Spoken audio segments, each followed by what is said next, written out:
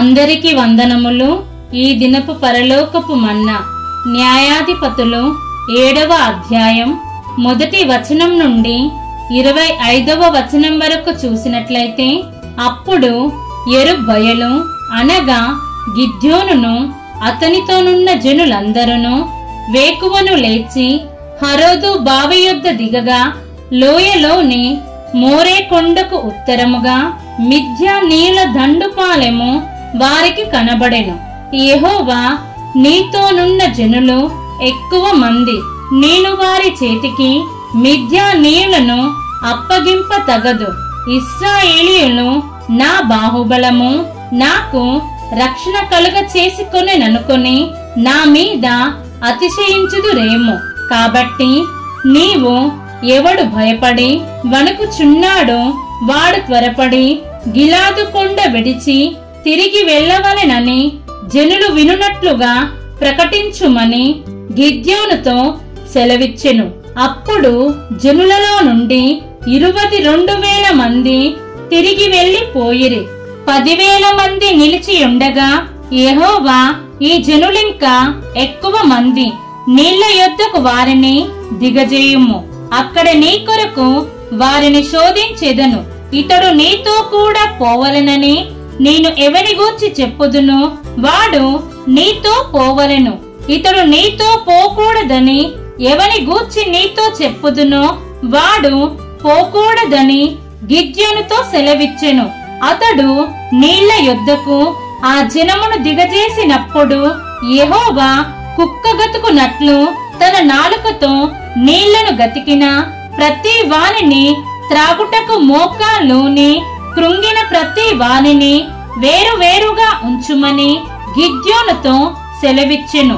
చేతితో నోటికందించుకొని గతికిన వారి లెక్క 300 మంది.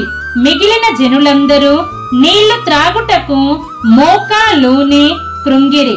అప్పుడు యెహోవా గతికిన 300 మనుష్యుల ద్వారా మిమ్మును రక్షించెదను, మిద్యానీయులను నీ చేతికి అప్పగించెదను. జనులందరూ తమ తమ చోట్లకు వెళ్ళవచ్చునని గిద్యోనుతో సెలవిచ్చెను.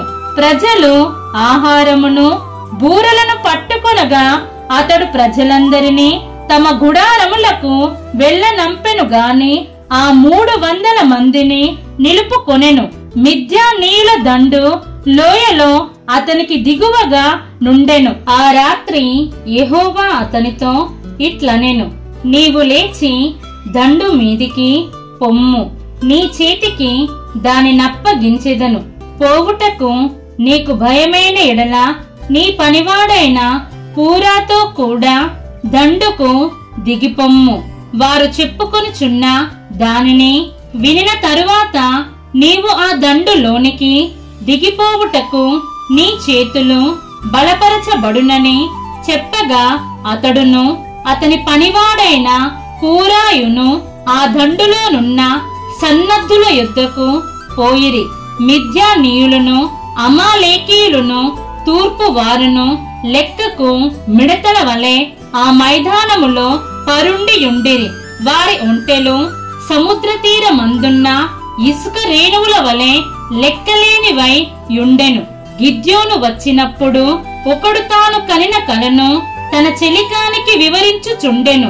ఎట్లనగా, నేనొక కలగంటిని, అదేమనగా యవల రొట్టె ఒకటి మిద్యానీయుల దండులోనికి దొర్లి ఒక గుడారమునకు వచ్చి దాని పడగొట్టి తలక్రిందు చేసినప్పుడు ఆ గుడారము పడిపోయెనని చెప్పెను. అందుకు వాని చెలికాడు, అది ఇశ్రాయేలీయుడైన యోవాషు కుమారుడగు గిద్యోను ఖడ్గమే గాని మరేమీ కాదు. దేవుడు మిద్యానీయులను ఆ దండంతను అతని చేతికి అప్పగింపబోవుచున్నాడని ఉత్తరమిచ్చెను.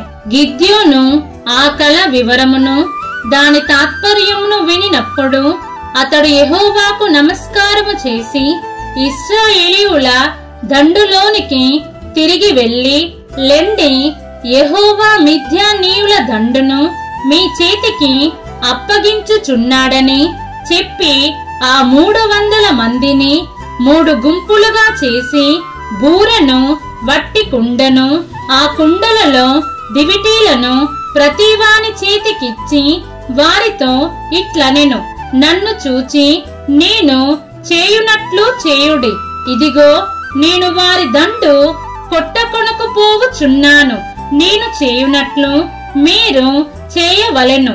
నేనును నాతోనున్న వారందరును బూరలను ఊదునప్పుడు మీరును దండుపాలెమంతటి చుట్టూ బూరలను ఊదుచు యెహోవాకును గిద్యోనుకును విజయము అని కేకలు వేయవలెనని చెప్పెను. అట్లు నడిచాము మొదటి కావలి వారు ఉంచబడగానే గిద్యోనును అతనితోనున్న 100 మందియు దండుపాలెము కొట్టకొనకు పోయు బూరెలను ఊది తమ చేతులలోనున్న కుండలను పగులగొట్టిరి.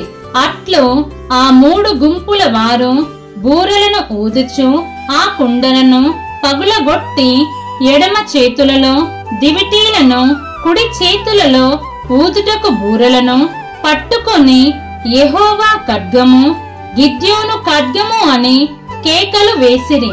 వారిలో ప్రతి వాడును తన చోటున దండు చుట్టూ నిలిచి ఉండగా ఆ దండు వారందరును పరుగెత్తుచు కేకలు వేయుచు పారిపోయిరి. ఆ 300 మంది బూరెలను ఊదినప్పుడు యెహోవా దండంతటిలోను ప్రతివాని ఖడ్గమును వాని పొరుగువాని మీదికి త్రిప్పెను. దండు సెరేరాతు వైపున నున్న బేచిత్తా వరకు, తబ్బాతు నొద్దనున్న ఆబెల్మెహోల తీరము వరకు పారిపోగా నఫ్తాలి గోత్రములో నుండియు, ఆషేరు గోత్రములో నుండియు, మనష్షే గోత్రమంతటిలో నుండియు పిలిపింపబడిన ఇశ్రాయేలీయులు కూడుకొని మిద్యానీయులను తరిమిరి. గిద్యోను ఎఫ్రాయిమీయుల మన్యదేశమంతటికిని దూతలను పంపి మిద్యానీయులను ఎదుర్కొనుటకు వచ్చి బేత్బారా వరకు వాగులను యోర్దానును వారికంటే ముందుగా పట్టుకొనుడని చెప్పియుండెను గనుక ఎఫ్రాయిమీయులందరూ కూడుకొని బేత్బారా వరకు వాగులను యోర్దానును పట్టుకొనిరి. మరియు వారు మిద్యాను అధిపతులైన ఓరేబు, జెయేబు అను ఇద్దరిని పట్టుకొని ఓరేబు బండ మీద ఓరేబును చంపిరి. జెయేబు ద్రాక్షల తొట్టి యొద్ద జెయేబును చంపి మిద్యానీయులను తరుముకొని పోయిరి. ఓరేబు, జెయేబుల తలలను యోర్దాను అవతలికి గిద్యోను నొద్దకు తెచ్చిరి. దీన్ని మనం అర్థం చేసుకున్నట్లయితే ఈ అధ్యాయములో యెరుబ్బయలు అని పిలువబడుతున్న గిద్యోను యుద్ధానికై యుద్ధ సన్నద్ధులను ఎన్నుకోవడం జరిగింది. మరియు పిలుపు ఏర్పాటు ప్రకారము దేవుడు ఏర్పరచుకున్నప్పుడు ఆ మనుషులు స్వచ్ఛందంగా దేవుని పిలుపుకు లోబడి రావాలి. అలాగే దేవుడు 300 మందిని మాత్రమే ఎన్నుకోవడం జరిగింది. ఇది సంఖ్యాబలము కాదు, దేవుని బలము. కాబట్టి ఆనాడు యుద్ధానికై యుద్ధ సన్నద్ధులను పరీక్షించి ఎన్నుకున్న దేవుడు మనలను కూడా పరీక్షించి తనకై ఎన్నుకుంటాడని గ్రహించి సమస్యలను బట్టి కృంగిపోక వాటిని ఎదురించి దేవుడు పెట్టిన పరీక్షలో విజయాన్ని పొందుకొని ఆయనకై ఎన్నుకోబడే వారిగా జీవిద్దాం. మన ప్రభువైన యేసు క్రీస్తు కృప మనందరికీ తోడై యుండును గాక. ఆమేన్.